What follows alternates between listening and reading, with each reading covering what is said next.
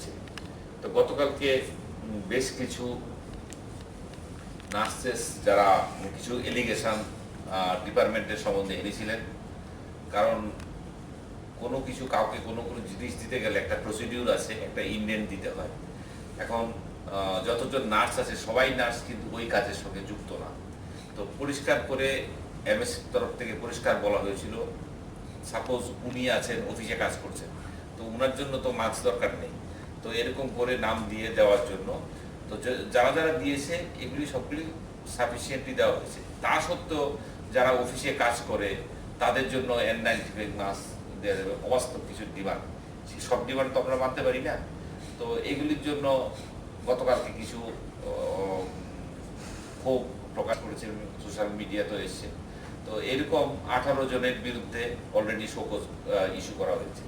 আমরা ডিপার্টমেন্ট এটা সিরিয়াসলি নিয়েছি, যে এইটা এই সময়ে ওদের এই যে অ্যাটিটিউডটা এটা নিন্দনীয় ডিপার্টমেন্টের তরফ থেকে। সেই জন্য পেনাল অ্যাকশন যেটা যেটা আছে সেটা অলরেডি প্রসেস হয়ে গেছে।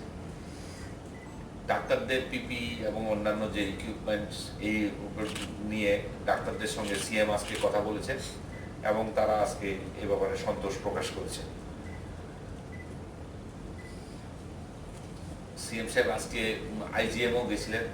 তো আমাদের NTH2 new teaching hospital 2GB যেটা আছে, এটা কোভিড ট্রিটমেন্ট সেন্টার, এটাতে আইসিইউ এবং টার্সিয়ারি ট্রিটমেন্ট যা আছে সব কিছু ফেসিলিটি এখানে আছে। পাশাপাশি নার্সেস ট্রেনিং ইনস্টিটিউট যেটা IGM-এ আছে 5th ফ্লোর এবং 4th ফ্লোর, এই দুটোকে কোভিড কেয়ার, যেটা সাধারণ রোগীরা যারা আসে সিমটম থাকে কিন্তু মেজর কোনো মাইল্ড সিমটম থাকে, অন্যান্য অ্যাসোসিয়েটেড যে প্রবলেম নেই, তাদেরকে ওইখানে রাখা হবে। তো সেটার জন্য নোটিফিকেশনও ইস্যু করা হয়েছে। কালকে ডক্টর তপন মজুমদার স্যারও ছিলেন, আজকে মিটিংয়েও কথা হয়েছে। আমরা কিছু ফাইনাল ট্রান্সপোর্ট মিডিয়া থেকে VTM আমরা কিছু অর্ডার দিয়েছি, তো হয়তো আগামীকাল বা পরশুর মধ্যে আসতে পারে।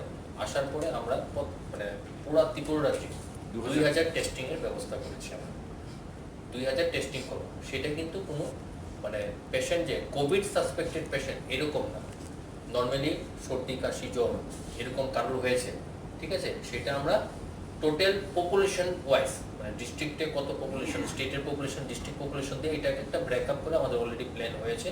এটার জন্য প্রত্যেক জেলা থেকে মাইক্রোবায়োলজিস্ট এবং 2-3জন করে ল্যাব টেকনিশিয়ানকে আজকে কিন্তু অলরেডি আগরতলা গভর্নমেন্ট মেডিকেল কলেজে তাদেরকে কিন্তু ট্রেনিং এবং ইন হ্যান্ড এক্সপোজার দেওয়া হয়েছে যে কীভাবে স্যাম্পলটা কালেক্ট করতে হয়। কারণ কেন করা হয়েছে, কারণ আপনারা গতকালও শুনেছেন যে ইনঅ্যাপ্রোপ্রিয়েট স্যাম্পল নেওয়ার কারণে রেজাল্টটা আমরা খুব তাড়াতাড়ি আর দিতে পারিনি আমাদের ডিপার্টমেন্ট থেকে।